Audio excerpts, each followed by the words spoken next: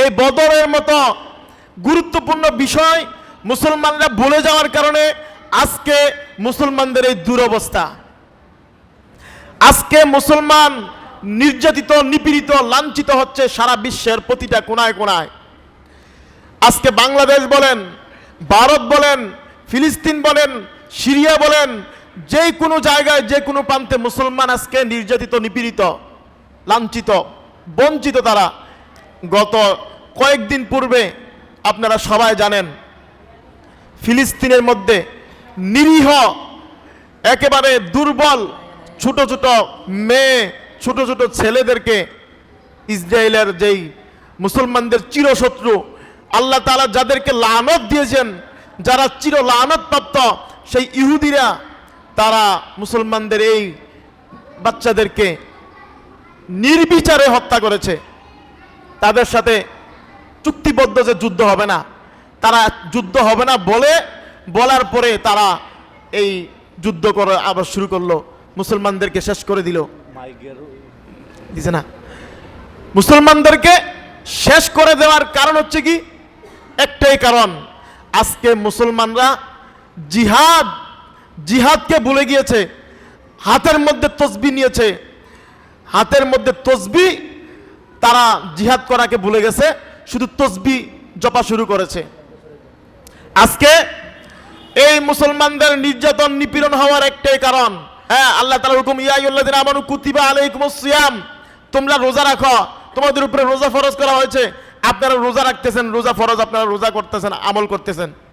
আল্লাহ তাআলা বলছে কুতিবা আলাইকুমুল কিতাল, তোমাদের উপরে ফরজ করা হয়েছে যুদ্ধ করা, কাটাকাটি করা।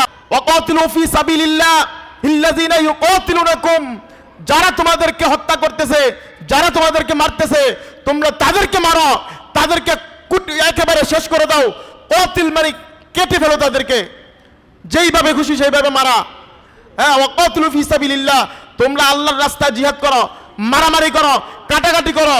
কেন কাটাকাটি করবেন, কেন মারামারি করবেন?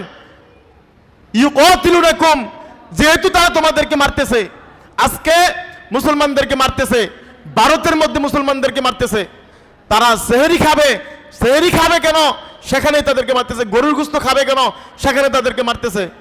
আজকে মুসলমানদের এই নিপীড়ন, নির্যাতনের একটাই কারণ, মুসলমানদেরকে মারতেছে আর মুসলমানরা চেয়ে চেয়ে দেখতেছে।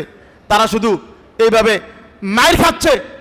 না ভাই, মাইর খাওয়া মুসলমানের কাজ না। মুসলমানের কাজ হচ্ছে মাইর কেউ দিতে আসলে তাকে সাথে সাথে মেরে ফেলা। কেউ যদি আপনাকে মারে, আপনি তাকে মেরে ফেলবেন। আল্লাহর হুকুম এটা। আপনাকে মারতে আসবে, আপনি ছেড়ে দিতে পারবেন না। ছেড়ে দেওয়া ইসলামের কাজ না, ছেড়ে দেওয়া ইসলামের কাজ না। ভুল করলে তাকে বুঝিয়ে দেওয়া ইসলামের কাজ, ভুল করলে বুঝিয়ে দেওয়া ইসলামের কাজ।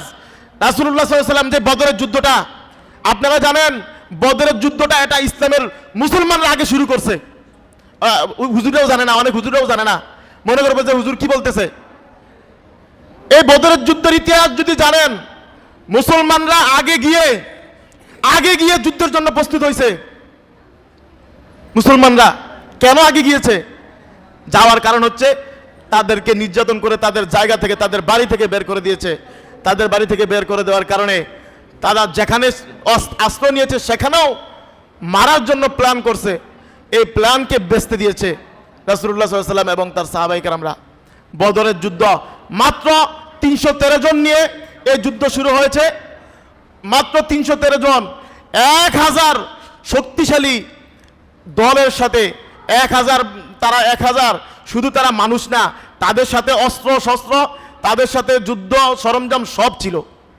মুসলমানদের কিছুই নাই, 2টা তরবারি, 12টা তরবারি, 2টা ঘোড়া, আর পেটে নাই খাবার, ক্ষুধার্ত, একেবারে জীর্ণশীর্ণ, দুর্বল, গ্রামের গরিব মানুষ যারা কৃষিকাজ করে, এই লোকগুলা যুদ্ধের মধ্যে গিয়ে তারাও জয় ছিনিয়ে এনেছে। কারণ হচ্ছে কি, তাদের মনের মধ্যে একটা স্পিয়া ছিল, একটা ইমান ছিল যে আল্লাহ তাআলার দ্বীনকে প্রতিষ্ঠা করার জন্য যুদ্ধ ছাড়া কোনো উপায় নাই, যুদ্ধ করতে হবে। এই যুদ্ধ করেছে, যুদ্ধ করার মাধ্যমে তারা জয় করেছিল। আজকে ফিলিস্তিনের মুসলমানদেরকে যে এইভাবে হত্যা করতেছে, ফিলিস্তিনের ভাই বোনদেরকে যে হত্যা করতেছে, তাদের জন্য আমরা কি করতে পারি? তাদের জন্য আমাদের কাজ হচ্ছে আমরা দোয়া করব, পারলে সরাসরি যুদ্ধ করব। আমাদের তো এই সুযোগটা নাই। তাদেরকে যেন আল্লাহ রহম করে, এই দোয়া আমাদের উপরে এখন বর্তমানে একটা কর্তব্য। দোয়া করার পরে শেষ না, তাদের এখন বর্তমানে খাবারের প্রয়োজন। বাংলাদেশের মধ্যেও কিছু এই সংঘ রয়েছে, কিছু দল রয়েছে, যেমন আজ সুন্নাহ ফাউন্ডেশনও রয়েছে। তারা এইভাবে দল, তারা এই টাকা পয়সা ফিলিস্তিন পাঠায়, ফিলিস্তিনি মানুষের জন্য খাবারের ব্যবস্থা করতেছে। আপনারা এইভাবেও সহযোগিতা করবেন, টাকা পয়সা দিয়েও সহযোগিতা করবেন, তারপরে যত রকমের সুযোগ সেটা করবেন।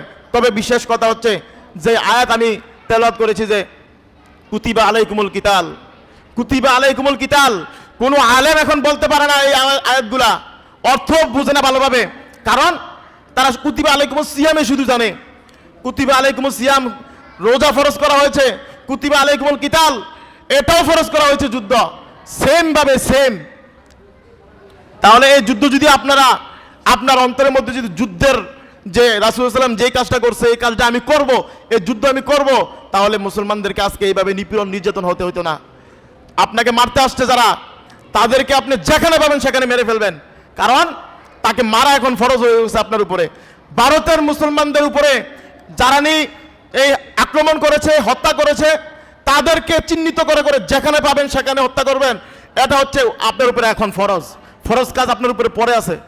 তবে আমাদেরকে সংকীর্ণ করে দেয় যে যুদ্ধ ফরজ হওয়ার জন্য রাষ্ট্রপ্রধান বা বিভিন্ন প্রধানের দরকার হয়। ঠিক আছে, প্রধানের দরকার হয়, কিন্তু আল্লাহর আয়াতকে অস্বীকার করার মতো ক্ষমতা কারো নাই। যেহেতু তারা মারতেছে, এখন আর কোনো সুযোগ নাই বসে থাকার, হাত গুটিয়ে বসে থাকার সুযোগ নাই। এখন আমাকেও মারতে হবে, তাকে শেষ করতে হবে। আমি মরবো যেহেতু, একটা নিয়ে মরতে হবে, এটা হচ্ছে ফরজ। যুদ্ধ করা হচ্ছে ফরজ। আপনি যুদ্ধ বাদ দিয়ে মরলে আপনি এই একটা ফরজ হুকুম বাদ দিয়ে মরলেন, এই জিনিসটা শিক্ষা দিতে হবে। রাষ্ট্রপ্রধান যদি হুকুম করে যুদ্ধের নিয়ম, তখন যুদ্ধ সবার উপরে বা যারা যুদ্ধ করার জন্য প্রস্তুত তাদের উপরে ফরজ। কিন্তু আপনাকে মারতে আসছে, এখন আপনার উপরে ফরজ তাকে শেষ করে দেওয়া। এই জিনিস নিয়মগুলা মুসলমান জানে না, মাসালাই জানে না এগুলা। আর এইসব মাসালা কোনো বইয়ের মধ্যেও লিপিবদ্ধ করার সুযোগ হয় না, এই বই ব্যান করে দেওয়া হবে। তো মোহতারাম হাজরিন, অনেক আলেম ওলামারা আছে এখানে, তাদের মুখ থেকে শুনবো। আজকে যেহেতু বদরের বিষয়, এই বদরের বিষয়ে আলোচনা হবে ইনশাআল্লাহ। আমাদের সম্পূর্ণ আলোচনা হবে বদরের সম্পর্কে, বদরের তামান্না নিয়ে, বদরের ইস্পিহা নিয়ে আজকে আলোচনা হবে। বাইরের কোনো তসবিহ জপার আলোচনা আমাদের আর দরকার নাই।